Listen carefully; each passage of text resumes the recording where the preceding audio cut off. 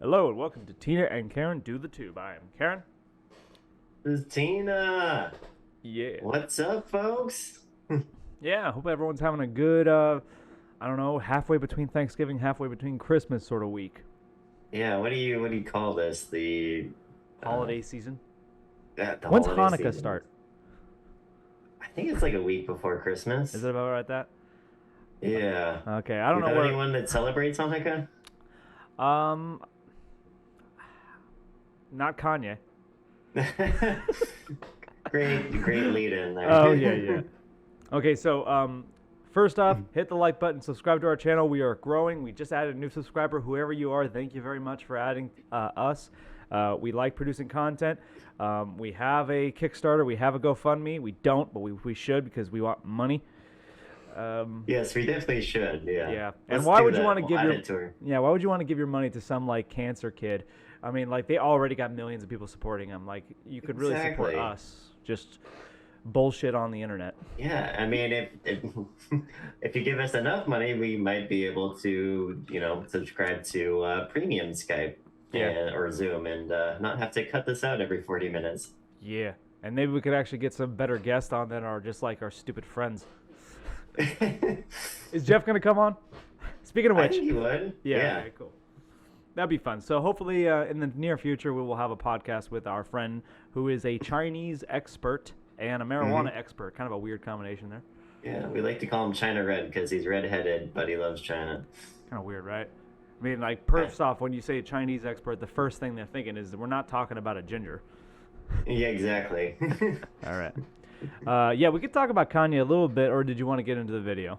Let's talk about Kanye, or Sure. Ye, Yay, yeah. Of as he course. likes to be called He's been now. going by Ye. He doesn't like it when people call him Kanye anymore. He thinks it's disrespectful. It's the artist formerly known as Prince. That's true. Yeah. So, he recently it's gone viral. He recently went on Alex Jones's show with a white nationalist named Nick Fuentes, if you're familiar with him. And I don't like to throw that word around because it gets thrown around a lot, but this might be the one time it actually applies. And Yeah, I don't know much about the guy. I had heard of him before, but yeah, after learning a bit more about him, yeah, I think the moniker fits. he 100% is a white nationalist. And I will say that that word gets thrown a lot, but he is 100% a white nationalist. So he's been hanging around Kanye a lot. Kanye's been like digging his vibe for some reason, probably because they have a mutual enemy. So Kanye has gone on a complete mental breakdown. He's imploding in real time. I heard someone say this is the biggest celebrity meltdown since Howard Hughes. Oh, really? Since he went all germaphobe and crazy. Well, that's what they're saying about Kanye. There's a video. So he went on. Okay, so the viral moment is he went on Alex Jones's podcast. And for those who do not know, I don't know how you're on the internet, but for those who do not know, Alex Jones is a very famous, popular conspiracy theorist. And he's known for his wild antics and wild behavior. And the meme going around is like when Alex Jones is the reasonable person in the room, you got a real problem. So Do you think he's being more reasonable because of, the ruling in the Sandy Hook trial? Or do you think no, I this think is he. just him being him? I think he's. I don't think he's changed one lick since the Sandy Hook trial. No. Okay. I No, mean, no, the there reason hasn't been why- a lot of time Well, since that happened. The but- reason why he's being reasonable in this podcast is because he can't believe Kanye is saying the things he's saying. It's like he gives him so many different outs. Yes, Like, he does. Oh, you just like the Nazis because of, like the uniforms, you like right? their fashion Right. sense. He's like, and then Kanye's like, no, I love Hitler. That's gonna get clipped out of context. I love it. He's like, Yeah. there's a good moment in the podcast when he first brings it up where Alex Jones lobs him the softest ball question you could ever imagine. It's like, and people are always accusing me of Nazi. I'm not a Nazi. I don't like the Nazis, and the people are doing the same thing with you. They're calling you a Nazi, and Kanye's like, well, it's just. There's some truth to that. Well, it's just so unbelievable that Alex Jones is just trying to save him. He's like trying to pull him up, like just stop digging your grave deeper and deeper. But he just keeps digging. He somehow finds more room to dig. Yeah. Do you think you think Ye recovers from this? No, I do not think No. Ye recovers from this. I don't think Ye is fully understood where he's at right now. I think he's such a narcissist. He probably believes everyone's on his side right now. I think he's had manic episodes like this before. yes, he's This is diagnosed by far the bipolar. worst one. Yeah.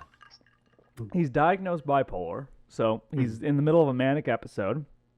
He's going on to the podcast wearing a full mask over his head. Almost like a gimp suit. It's a lot like the gimp suit from Pulp Fiction. He's just not mentally well, and I mean, he's imploding in front of everyone. And I mean, he lost his billionaire status. Yeah. I mean, what's the worst thing you can do to a billionaire? $1.7 billion he lost in the matter of like a week. I can say anti-Semitic shit, and Adidas can't drop me. Well, Yeah. they can, and they can have your IP too. And the troubling thing is, like, he really has latched on to this Nick Fuentes. And now Nick Fuentes, if you don't know, he's actually he believes evil things, but he's actually intelligent, and I think he's just riding the coattails of Kanye. He's trying to amass an audience through Kanye. Definitely, And, yeah. He's leeching on. Yeah, exactly. And like, there's points in the podcast where Kanye is just rambling about what's on his mind, and he doesn't know what he's talking about. He literally says, "I don't know anything," so he just gives it to Nick to explain what he's thinking. He had just heard of Netanyahu, right? Yeah, he was making fun of Netanyahu. He didn't know who he was, and he brought a chocolate milk and a fly swatter onto the pod. It's crazy. It's making it more and more difficult for me to vote for him in 2024. I know. How do you feel about that? Well, I'm torn because on one hand, it'd be even funnier now. But on the other hand, I just feel like it's something that most people aren't going to get the joke. I love how he had the gumption to ask Trump to be his running mate. Oh, yeah. You know, I honestly thought for a second, I told friends this, is like, this couldn't be a bigger sabotage if it was, like, planned. It just seems like, because, like, Kanye is linked to Trump no matter what. So, like, just like, no matter what Kanye does, people are going to associate that with Trump. And there's a good possibility Trump has nothing to do with any of this, and he's just thinking, oh, my God, Kanye, shut the fuck up. I think that's part of the reason why he's like, oh, we got to abolish the Constitution, you know? He wants to change the narrative. Mm-hmm. But, you know, Ye will, if he's not done with his manic episode, we'll find ways to keep doubling down. Yeah, but that was a offshoot. That's not what we're discussing here. We had the option, but we decided not to. Everyone's covering that. Instead, we're going to actually discuss this video from a lukewarm, moderate Canadian, of all things. Instead of the upper class complex, we'll go with the middle class. Yeah. It's like, you couldn't, like, be more milquetoast than going for a Canadian after we could be talking about Kanye. So we're taking the easy way out, aren't we? Yeah, but it seems like the most interesting easy way. All right. So, yeah, in this week's video, we're going to be reacting to JJ McCullen. He's a Canadian YouTuber, very thick accent that bothers Tina here. But we've reacted to some of his videos in the past. He's very sensible, very reasonable, and he just kind of lays out what the general facts are of a case. And today we're going to talk about sort of the American middle class, which is what he wants to talk about in this video. So, yeah. Ready? All right. Let's see what the Canadian perspective is. All right, cool. There's no difference in Canadians and Americans. I know. There's like a hairpin difference. It's just the border. It's Quebec. It's like they genuinely have a problem with French as a language. So, all right. Friends, my name is JJ, and the other day my friend shared with me this excellent quote from the great American novelist John Updike, where he discusses what he likes to write about. My subject is the American Protestant small-town middle class. I like middles. It is in middles where extremes clash, where ambiguity restlessly rules. And I want to go back to that. as long-time viewers will know, much yeah. It's not going. Oh, it's going to the I'm also volume. Sorry. obsessed with the American. I don't know how to go back. There we go. My subject is the American Protestant small-town middle class. I like middles. It is middles where extremes clash, where ambiguity, wrestly rules. Who is John Updike? Shit. I was worried that you might say that. Yeah, he kind of just throws his quote out there, but doesn't say who this guy is. He says he's an American novelist, one of the greats. Oh.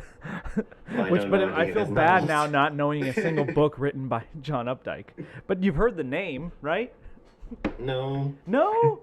Oh, I shit. can't say that I've heard of the name, though. All right, hold on. I'm going to find what All great right, I'll American find- novel was written by John Updike. And my phone's not working right now, which is perfect because this is prime entertainment right here. Let's see here. No, John Updike. No. I mean I'm surprised you're not familiar with the name. It's a I can't really say. Let's see here. American novelist. He's won the Pulitzer. Okay. Most known for he went to Harvard. Congratulations. Wait, hold on.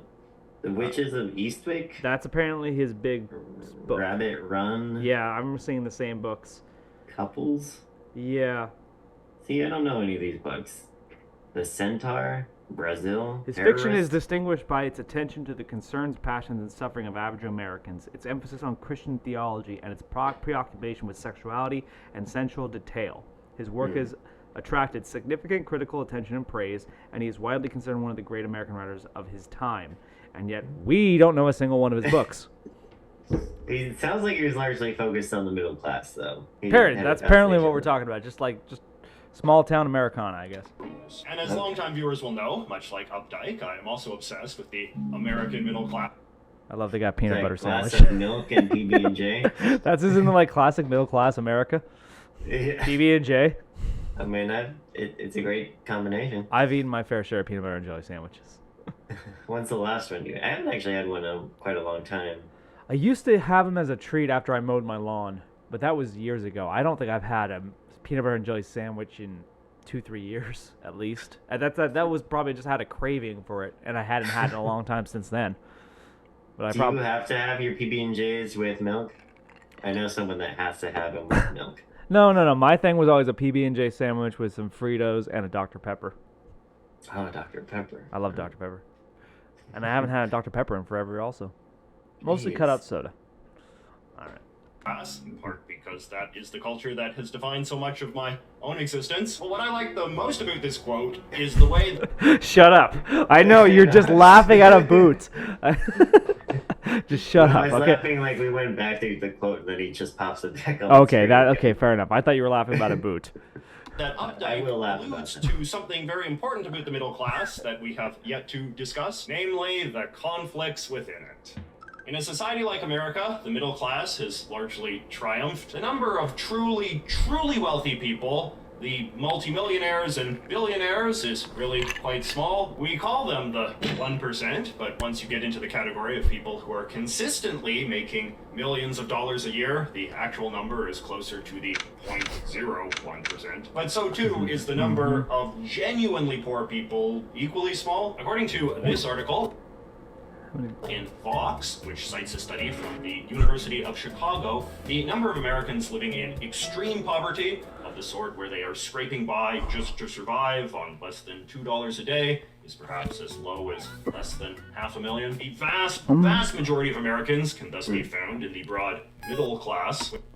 He paints kind of a wide middle class there, doesn't he? Yeah, that's extreme poverty. Like, yeah. It said, Yeah. like, people living on $2 a day. I So- mean, that's essentially homeless. You don't Yeah, have exactly. a house. Right. So, it's a bit of a wide gap there when he talks about, like, millionaire versus people living on $2 a day. And that is defined as middle class in his view. It's probably smaller than that.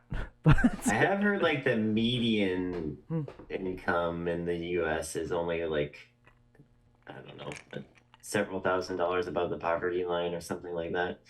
I think the average income is like $36,000, and the median income. Well, it depends on the person or household, because I think the household median income is Yeah. like 60,000 something, but the Yeah, that person sounds median right. income is like something like only like 36,000 or something like that.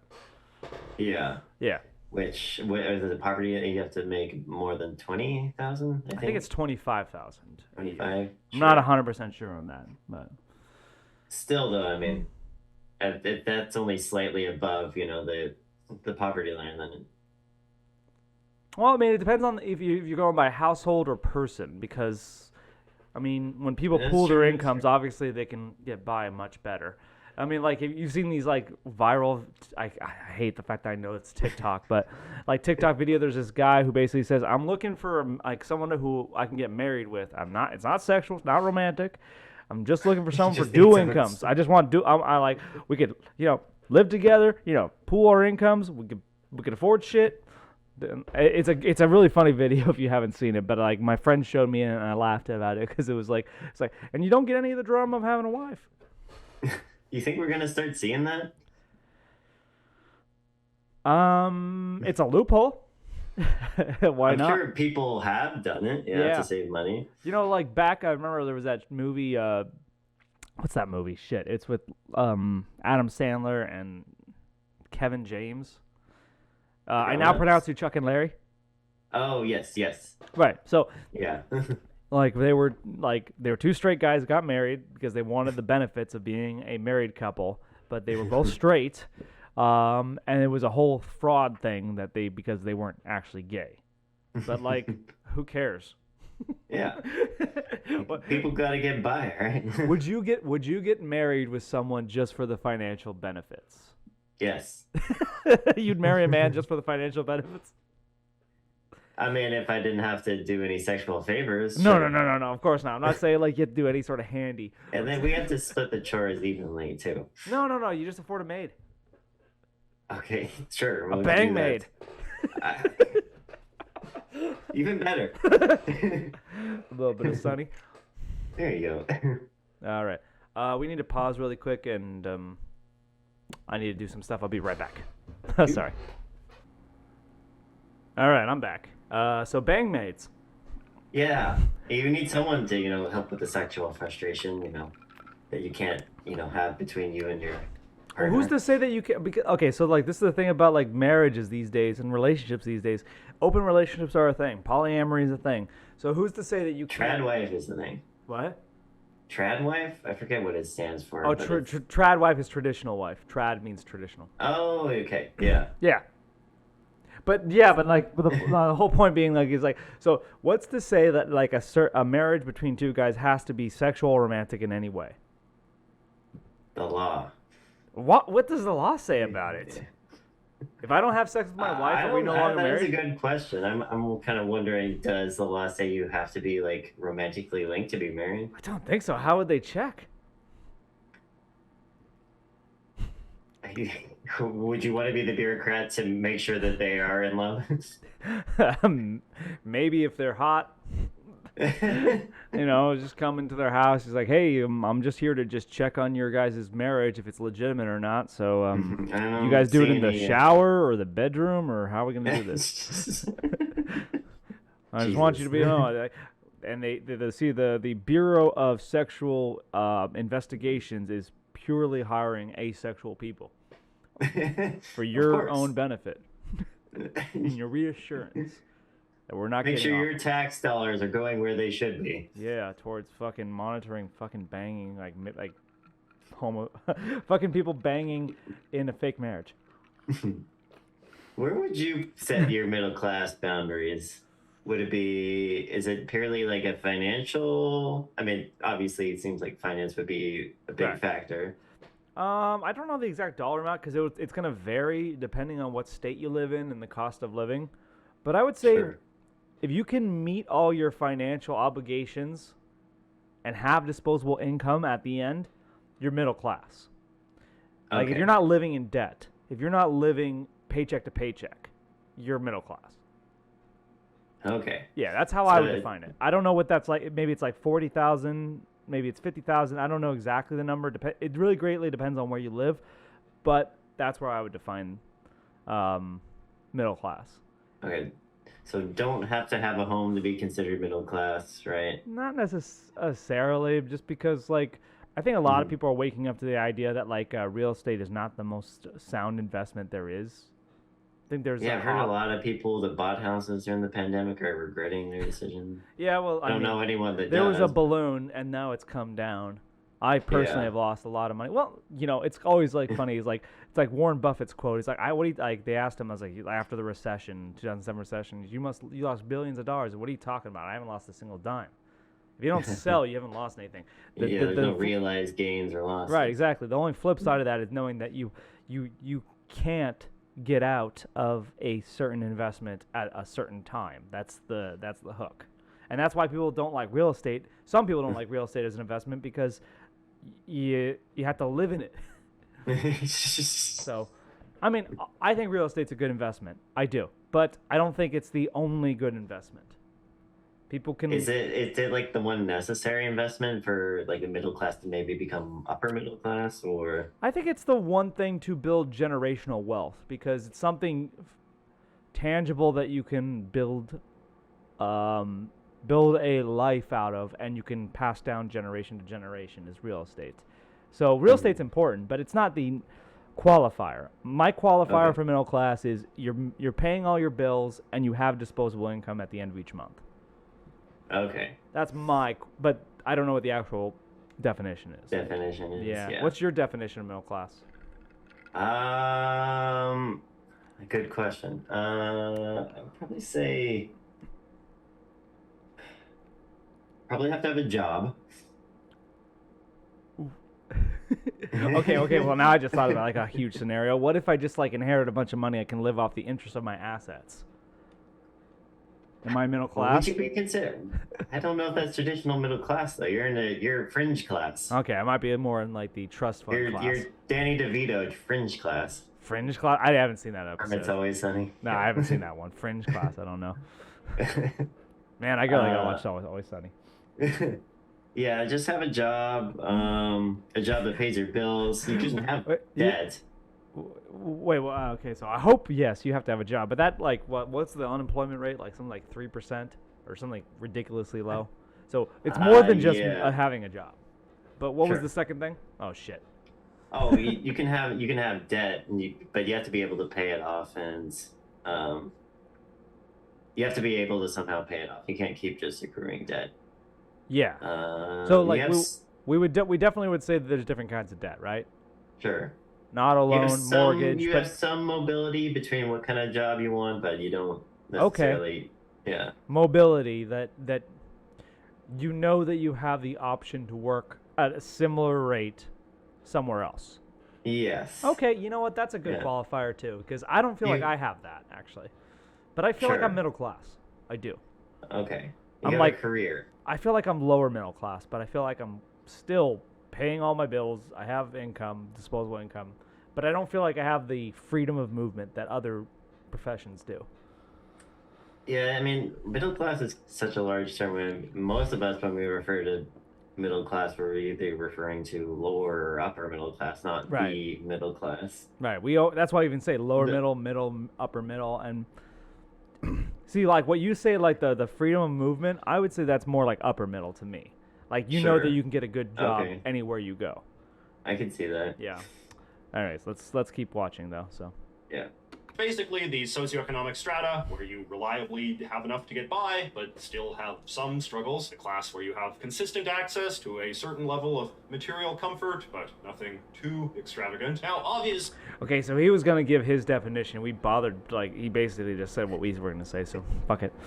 Well, we're American, so it's important that we get our, definition. Depends on what Canadian you are. I mean, Vancouver's got, like, the second most expensive real estate market in the world.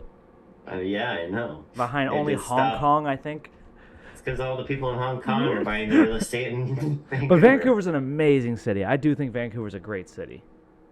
And we're going to New York. I know. Yeah. You'll have to compare. I just had a friend who just came back from New York, and he said it's the best city he's ever been to. Really? I asked him to compare it to Seattle, and he laughed and just think it's like just a joke. Really? Yeah, like of course. I figured that way. I think New York is probably just one of those upper echelon cities. It's a global city more than I don't think Seattle's a global city, and there's also problems in Seattle that are unique to Seattle. Certainly. It's just a different ecosystem over there. Yeah. Well, I can't wait to I want to hear more like New York accents. That's all I want to hear. More mics. Yeah, more mics, exactly. Fucking bitch in the pussy. Anyway, this definition of the middle class, like most definitions of the middle class, is so broad as to be basically useless, or is it rather? Okay, so he gave his definition and said it's a useless definition. Okay. Sure. Yeah, we were trying to be more tailored with ours, but even he's like, yeah, it's hard to define. It basically doesn't mean anything, so.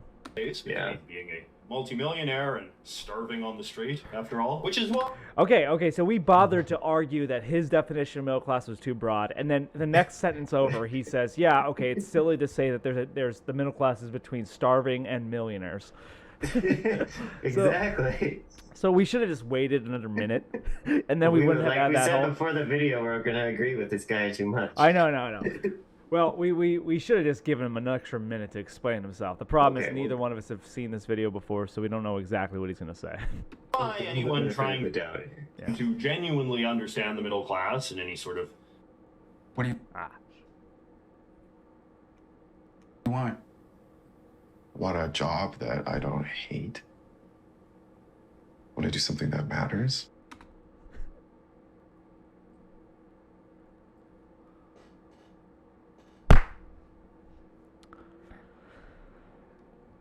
All right, sorry for that little delay. We're also going to, basically, this Zoom call is going to, like, drop in a second, too, because I remember we got that, like, warning.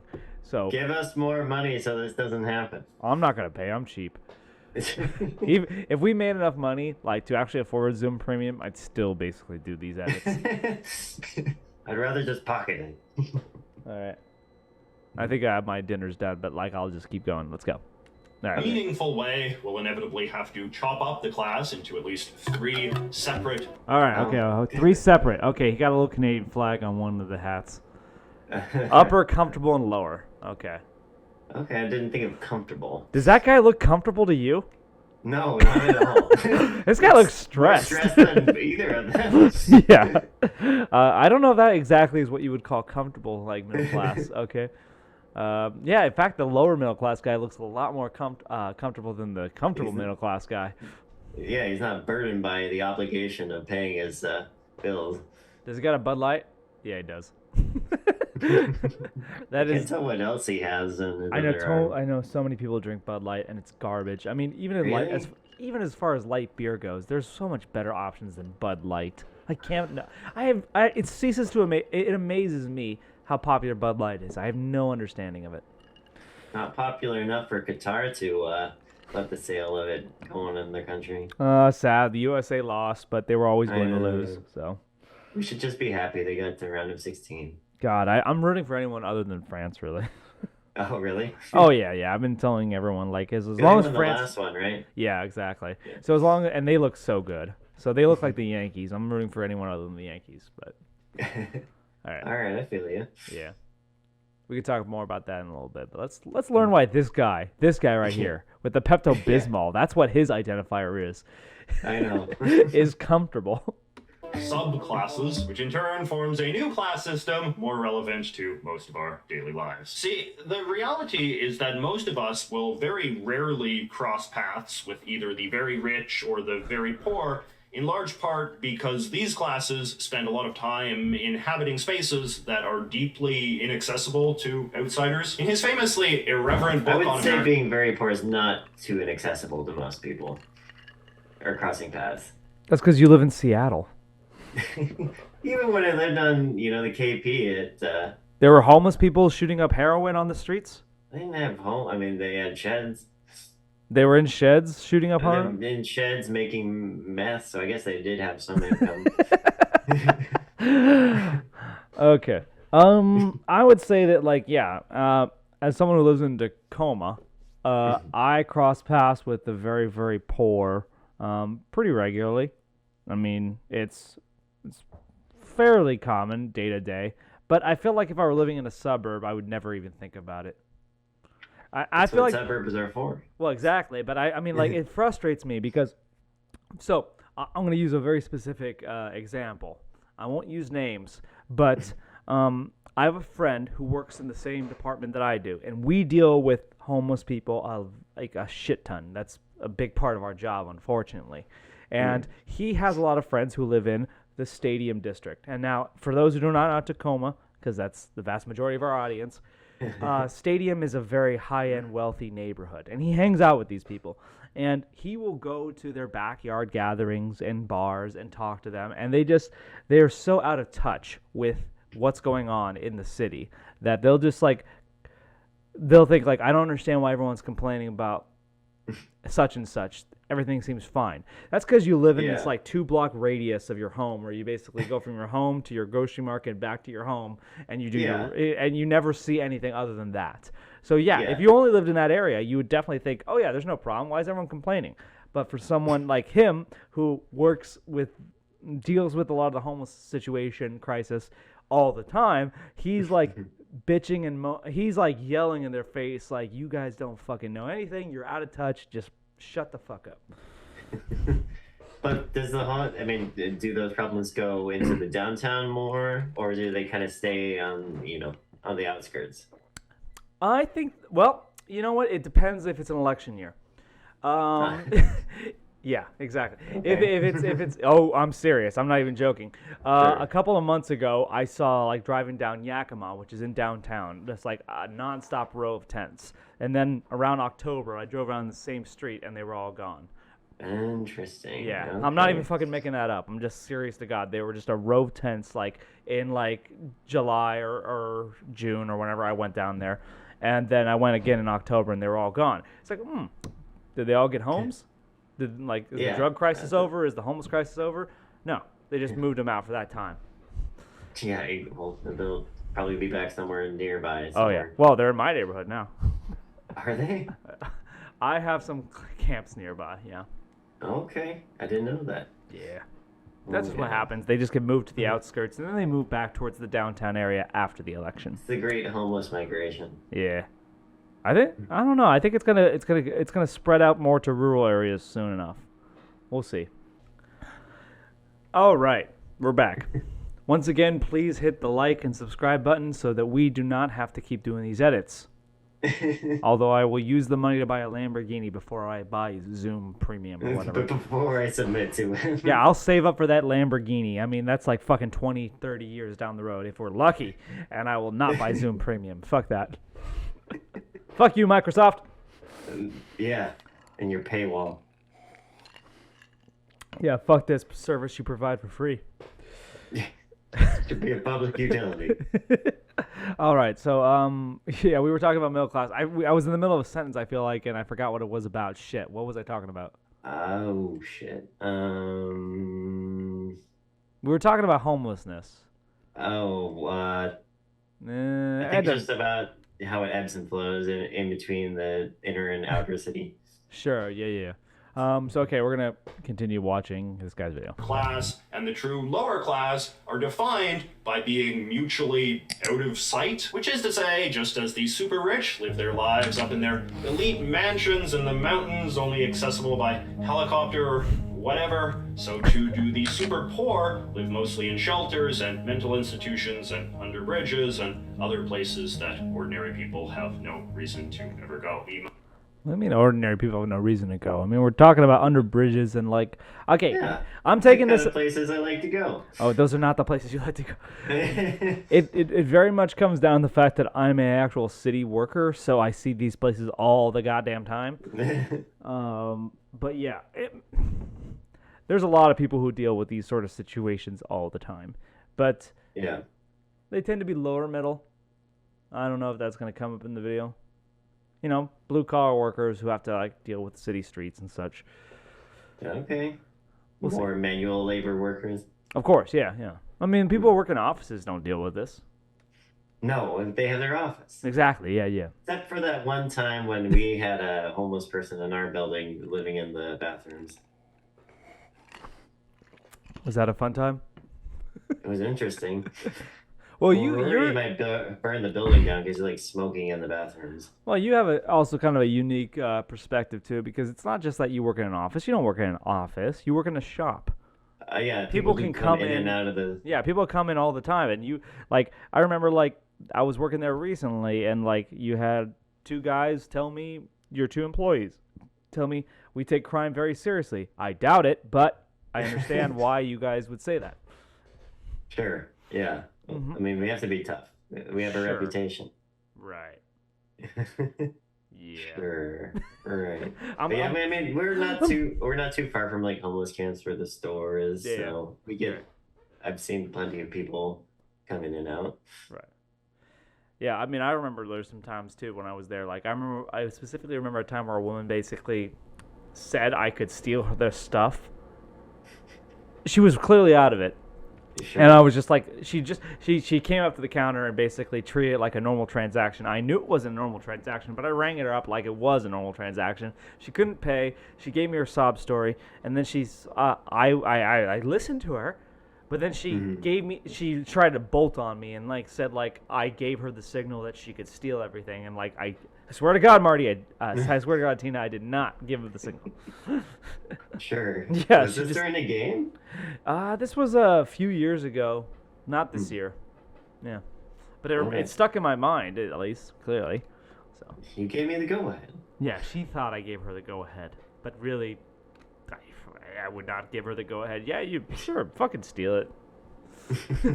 All right. Anyways, Might read about the super rich in the a boot. papers and sometimes see the super poor as beggars on the street, but in no meaningful way will the vast majority of Americans ever really interact with these people in it. I hate this right now. I really Is it do. because he's from Canada. I think it's because he's from a Canadian suburb and he doesn't realize that like people who live near a city or in the city deal with this all the time. Yeah. Yeah. On a daily basis. Right.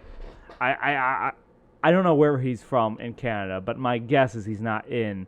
Well, I don't know how Canadian Vancouver cities proper. are. Well, Vancouver, Toronto, or whatever. I don't know how bad Canadian cities are compared to American cities because I went to Vancouver recently and maybe I was in a touristy spot, but it was nowhere near as bad as like Seattle or Tacoma. Sure. So, yeah. Any sort of I think the middle provinces have a lot more of that homeless problem than Like maybe, Ohio say- and West Virginia. Well, like Saskatchewan and No. Manitoba. I mean, like America, like the drug problem has really hit the Midwest, like the Rust Belt, Yeah, Michigan, exactly. Ohio, Illinois, Indiana. I think maybe the same extent to Canada and those cities up there. For sure. Yeah. way. No, instead, your typical middle-class person's understanding of a poor person would really just be a member of what they call the lower middle class, and their day-to-day understanding. Okay. Okay, Let's go so with this guy. yeah, this is who I would say is my guy. This is my avatar. Although I hate Bud Light. And is that supposed to be like what? Is that Lay's chips? Is that a chip bag? I was wondering that myself. Yeah, I don't know. But I would identify as lower middle. Personally. Sure. What would you identify as? I'm a lower middle body in an upper middle position. What the fuck does that mean? Well, I kind of know what you mean because, like, we were Yeah. going to talk about this, but class is more than just economic status. I present as lower middle. You ever seen the Beverly Hillbillies? Yes. Are they upper class or are they lower class? Low. Well, that's See, the thing. it's not just economic status. It has to do with culture and personality, too. So we're going to hear a little Sure. bit about lower middle. Okay. This is definitely the one I identify as most. Understanding of a rich person would just be a member of the upper middle class, which is just Okay, I actually see what he's saying. We're going to go back on that because it's actually a pretty important statement. But he's basically saying, like, we don't have any interaction with the upper class and the lower class. Our conceptions of upper and lower class are working class people and upper middle class people, is what I think what he's trying to say. So I'll let him say it one more time. would really just be a instead your typical middle class person's understanding of a poor person would really just be a member of what they call the lower middle class, and their day-to-day understanding of a rich person would just be a member of the upper middle class, which is to say, in an overwhelmingly middle class society, we can only conceptualize concepts like rich and poor relative to some sort of familiar middle class baseline, what we could call the comfortable middle class. It's just a terrible avatar for comfortable middle Why? class. What does this Is he trying to represent? be ironic? I don't know. What does this represent? What is a comfortable middle class employee? I can see what he's trying to do. The lower middle class is like a blue collar worker. The upper middle class is like a professor. What the fuck does this guy do for a living? Chugs Pepto-Bismol? I know. What is he trying to represent? I don't know. But I actually think I understand what he's trying to say. We have no interactions with the real upper class and the real poor class in general. Our conceptions of lower and upper class are really just the broad middle. Most of our actual interactions are Right. with these people. Yeah. Right. So like for instance, the majority of my friends and my associates would be considered lower middle class people. But if I were to go hang out with a group of people in Seattle, I don't know, they would think, oh, these people are fucking poor. But no, these guys pay their bills. They have homes. They basically just, but they just don't. They live very simple lives in comparison to someone who could have like a high rise party in Seattle, for instance. Would you still say they're comfortable though? No, not comfortable, but like they're not in Okay. debt. Okay. That's the big difference. Is like They're I know a not guy. desperate. I know a guy who's basically he has a house, he has a wife, he has a kid, he's working 2 jobs, and he's a hard ass worker. But he doesn't complain. He's not uncomfortable.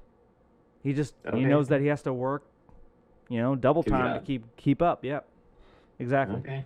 But it's not like Okay. he's struggling in any sort of major way. Has I a new got you. truck, has a all this sort of stuff. Yeah, he's not homeless. Okay. How about that? But not quite comfortable. Could What's be more comfortable? What's comfortable to me was you pay all your bills and you have no debt. That's I think you have to have some free time. well, he does. I mean, less free time than say a rich person for sure. But Sure. he has to work 2 jobs in order to make sure his wife can stay home. Okay. Okay. Yeah, because he's got a new baby, and he wants to make sure his wife can stay home, so he works 2 jobs. I know 2 guys like that at my shop. They Jeez. basically work 2 jobs so their wives can stay home. All right. All right. Yeah. as opposed to some sort of more empirical or global judgment of what rich and poor entails. Now, to bring things back to the Updike quote, the great insight that I think he shares here is when he refers to the middle as the place where extremes clash and ambiguity restlessly rules. Fuck you, Updike. Because our definitions of upper middle class and lower middle class and comfortable middle class are so ambiguous, this tends to foster a lot of restless clashing. A sort of exaggerated class conflict plays out within the confines of the middle class as the different subgroups develop complex feelings of resentment and competitiveness. What would you say to that? Would you say there is more conflict between the middle class groups than there are between, say, so we have the lower middle class guy. Does he resent the upper middle class guy more than the upper class people, do you think? That's a good question. Maybe? I would say he does. Yeah. It seems that way because, I mean, would you say a lot of lower middle class people support Trump, right? Definitely. And he's more than just upper middle class. Yeah. Right. But they don't even think of it like that. I mean, like they don't have any interaction with like the billionaire or multimillionaire class. They can't even think about it. What they Yeah. hate is the intellectual class that are trying to tell them what to do. That's what they hate. Sure. So, like professors and journalists and people Who like that. think they That's know who better. they really hate. My interactions with them will tell me that, yeah. Okay. They don't hate multimillionaires. I mean, there's a little hatred for there, but the ultimate hatred comes down to I would say the intellect. What's the intelligentsia? Intelligence, yeah. Yeah, it's a term. But basically, like the academic class, the people who are Sure. lifelong professors and whatnot. That's who they really hate. The professors I've met have all been pretty down to earth. Sure. Yeah. I guess I meet them at bars and they're usually drunk. But It's the best time to meet people. yeah. I'm just saying, Okay. like, if I were to describe like who the lower middle class people really hate, it's not like billionaires. The people they hate Yeah. are like, I would say like college professors, college educated people, journalists. That's who they hate. Because they have seemingly more sway over their life than maybe even billionaires. Is it kind of in that way? I just think, that's a tough one. It could be just that 'Cause they have with more the- sway. because do the upper class people do they want the upper middle class people to vote more often than the lower class people, or I think it's because they think that like, and whether you think they're wrong or not, I think they believe that the truly upper class people is attainable, whereas the intelligentsia is like a elitist group. That like they like even if so like it's like the Beverly Hillbillies. Even if Sure. you made the money to be in this upper middle class group, they wouldn't accept you because you're not cultured. okay, there's Yeah. a certain culture Yeah. behind being upper middle class. So yeah, so it's like they're not willing to adapt to your way of thinking, your way of life. They want your lifestyle, they want your money, they want your like riches and all that, but they don't want to have to like fit in with your clique. It's very high schoolish in that way. Well, the upper middle class people think that their culture is the reason why they're successful, Right. too, right? Right. Because they think that, yeah, because they also think, like, because I'm so intelligent, because I'm so educated, I deserve to be better off. Yeah. Right. Okay. I would say that's probably the big class divide. With each other, they become very hyper attuned to their differences, which then fosters a lot of inter-middle class rebellions and alliances that just puts those differences into starker relief. So the grade of middle class that you fit into has a lot to do with money, but not exclusively. Culture and values matter a lot as well, although these things can sometimes feel like they're in a bit of a chicken and egg relationship. Like, do the differing cultures and values determine the differing levels of wealth, or do the differing levels of wealth determine the differing cultural values? That is the ultimate question, isn't it? What came first, the cultural values or the money? Exactly. Yeah. I mean, like we simplify, but that really is the big distinction. But that's the big divide. What comes first? If we give people money, will they have a more stable society and stable culture? Or if we promote stable values, stable culture, they will produce better economic outcomes. That's like the ultimate chicken and egg situation. Mm-hmm. Yeah. But we can't. It seems too hard to do either. It's impossible to know really what comes first. But Oh, just saying what comes from. well, yeah, that's also the political divide, I think. Like, so I would say like the left generally believes that the economic situation comes first, and then the social stability comes later, and then the right generally believes that the social stability comes first, and then economic outcomes come later. So basically, that's why you see like the left promote like we need healthcare, we need education, we need like a minimum wage higher, like all they're more focused on economic things because they think that will bring about the stable society, whereas the right's more like no, we need to focus on family and religion and church and all these other things that will produce a stable society and stable norms, and that will produce good economic outcomes. So it's which one goes first? Yeah. Yeah. That's the big divide, I feel like. Mm-hmm. Yeah. Okay. Yeah. Interesting. Yeah. Whereas the people with money just want, the two classes to keep clashing so that they can just keep all the money for themselves and have them argue about these issues. Oh, yeah. They benefit from it. Absolutely. I know. They absolutely benefit from the fact that, like, they're more against each other than they are against them. Yeah. Yeah. They don't need stability. Well, I mean, I guess they need some sort of stability. Yeah. Well, I mean, like that's the funny thing is like, it's like ancient Rome. It's like as long as we keep them fed and entertained, they're never gonna rebel. That's true. Yeah, circus and bread. Exactly. So that's what we have a lot of: circus and bread. No one's hungry in the United States, and we have plentiful entertainment. So basically, people are like, they're treading water. They're not really happy, but like you know what? They're not starving. They're not living on the streets for the most part. And they can watch Netflix. It's true. Mm-hmm. Most people I know can't afford to eat and be entertained. Yeah, exactly. So, that's good enough for a lot of people. Sadly, yeah. All right, let's keep going. Broadly speaking, I actually need to refill my drink again. Sorry. Okay. All right. So yeah, what were we talking about? We were talking about circus and bread. Oh yeah, how it's sad that it's so easy to keep people, I guess, maybe not happy, but and keep them from rebelling. Condition. Yes. That's the key. The key aspect of leadership is not to keep your citizens happy necessarily. Just keep them from rebelling. Yeah, just above the below the boiling point. Yeah, keep them from the guillotine, right? Speaking, however, I believe all categories of middle-class person are defined primarily by characteristics of anxiety, conformity, and consumerism. These were the values I discussed in my previous award-winning video on middle-class culture. If you want. Award-winning, Jesus. Do they Yeah, have you awards? really had to bring that up. Do they have awards for YouTube?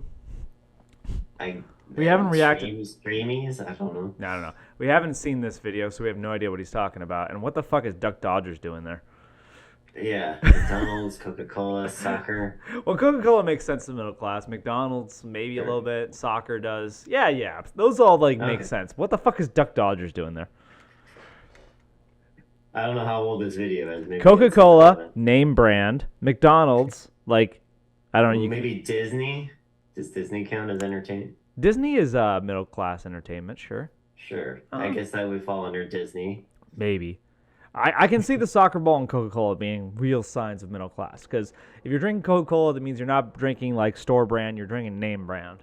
And if you're drinking, and you have soccer, is you're taking the kids to soccer practice. That's a classic, suburban family thing to do. Okay. Soccer mom. Exactly. You have the time to basically take your kids to soccer practice and watch their soccer games. Right. Want to give that a watch? I had good hair in those days. But the degree that these different values are prioritized among the subcategories does... Ooh, this is an interesting chart. Oh, interesting, yeah. Okay. I'm going to move up a little bit. So maybe we should let him explain it, but I also think it's an interesting chart. Anxiety, conformity, and consumerism. Lower middle. Anxiety is most of the comfortable, which is why that image that he had. Okay, so what I'm seeing here is that lower middle care very little about conformity, but they're anxious and they like consuming. Comfortable middle class people have anxiety and they like to conform, but they don't want to consume. And upper middle, they have low anxiety, low conformity, but they love to consume. Okay, so consuming is a big thing with all the... No, not with the comfortable middle. They're moderately consuming. It's because they don't want to become lower middle. Exactly, that's a good point. They don't want to become the lower middle. That's a good point. Yeah. So interesting. But I would agree with this chart generally. Let's hear him explain it. Sure. Vary a fair bit, and it is from these variances that the clashes arise. The so-called comfortable middle, for instance, is actually the most anxious because they are in the middle of the middle. They feel that their standing is the most precarious. They value their comfort, but worry a great deal about slipping down a peg and, well... I don't think they need an update to Moulin Rouge. I think that the original is a classic. If they can't remake it, they'll try to. Yeah. Have you seen Wednesday yet? Someone just told me about that on Netflix. It's pretty good. They say you have to watch that. Yeah, it's pretty good. I mean... What's it about? It's about Wednesday. About the daughter, Wednesday Addams. So she goes to a high school... the Addams Family. Yeah, the Addams Family, yeah. Yeah. It's about the daughter, and she goes to a high school full of outcasts, like werewolves and other kinds of paranormal stuff, and she's trying to solve a mystery. It's really good. I mean, it's pretty good. I don't want to say it's really good, but it's pretty good. Okay, I have to check it out. I'm supposed to see Barbarian. Haven't heard of that one. Yeah, it's like a scary movie, but it's like a horror, but it's actually supposed to be really good. Hey, horror can be good. Don't say that. I know. Let's go. Health or social standing. They thus tend to be the group that is most preoccupied with things like good manners and following the rules and obeying the law and saving money and staying out of physical danger, and everything else they correlate with staying stable, safe, and comfy. This in turn can... I would agree with that assessment. What about you? Yeah, definitely. The biggest rule followers are the ones straight in the middle because they feel like, hey, we made it this far. We can make it to that upper status, but we have to keep following the rules. And if they dare deviate, then they might lower themselves. I feel like we already mentioned that, but I feel like that's a good explanation of the... There's not a lot of room for mistake. Right. They think but they genuinely believe in the system that if they they keep doing what they're doing. They follow all the rules that they can make it upper. Yeah. And also make the comfortable middle class the most aggressively conformist, at least in the sense of being the most eager to embrace the values that they see being encouraged by authority figures and the media. The upper middles, by contrast, like to imagine themselves as being far less conformist than the comfortable middle. These days, upper middle class people tend to be primarily defined by the fact that they have college degrees, or especially postgraduate degrees, since gaining some sort of university accreditation remains the best path to increasing your wealth. Yeah.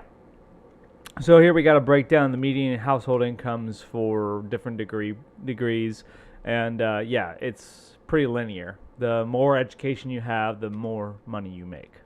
So. Yeah, I mean, it seems like a fairly standard correlation. Yeah, exactly. So. Yeah. As a member of the middle class. What's the difference between a doctoral and professional degree? Are they both PhDs? No, I think a doctoral is an MD. No, you're right. A doctoral is a PhD. What? That's interesting. But it's the same level. It might be slightly different. It might be a difference in a science degree versus a humanities degree. Maybe. I don't know. Maybe, different areas have higher field. Or, sure. Yeah.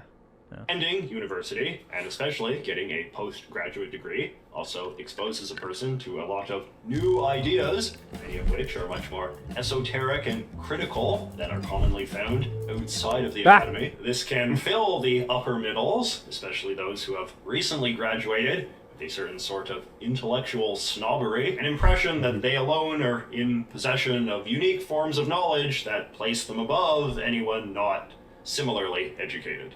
See, that's the thing that really bothers the lower middle. Just the snobbery. Yeah. The idea that like, because you went to school and you learned a bunch of what they believe to be nonsense, that somehow makes you better and enlightened, and therefore you're able to run their life better than they can make decisions for themselves. That's what really bothers them. You read these books and you got your degree and well, because I think there's a certain attitude amongst the upper middle that like they feel educated enough that they think that they can run the world better if they were just given the chance to do it. Oh, okay. And that bothers the lower middle because it says to them that like, what, you think that you can run my life better than me? Why? So it bothers them that they have this like sort of elitism to it. So. Okay. Yeah. Don't tell me what to do. It's don't tell me what to do. Yeah. Because they make more money and are more employable, the upper middles also tend to have less anxiety about their position in society, which in turn makes them feel more empowered to rebel against the conservative, conformist doctrines of the comfortable middle. What is it? I like this little. That's so snobbish. That's very good, though. That's actually very sipping true. wine and looking at the frightened middle class. Yeah, the comfortable middle. This is ridiculous. This is comfort. Interesting, however, is the degree He that is so using many... it ironically. I would swear that I mean he brought up the chart, but it makes sense. Lower middle people are way more comfortable than the comfortable middle.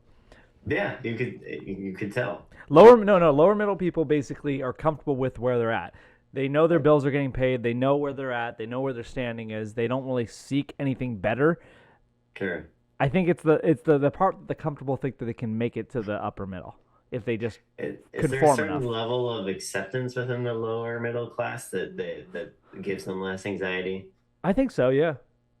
I would say that the lower middle is far less anxious than the middle, because they basically just accept. You know what? Like I'm not like they think to themselves. I'm not like exceptionally bright. I'm not exceptionally skilled in any sort of way. But you know what? I got a good job. I can pay my bills. So this is as good as I can get. So I might as well just have a beer and enjoy my time. Okay. Yeah. I'm only here for a certain amount of time. Right. They're just happy that they're not poor. They're paying their bills and they basically have simplistic. They have very simple needs and wants. Okay. I think that's a pretty common thing from my experience. Which of the middle classes do you think is the most misunderstood? Ooh. It's difficult for me to say because I have more experience with the lower middle than I do with the middle or the upper middle. So I want to say the lower middle. I would say the thing that's most misunderstood Sure. about them is that they're not dumb.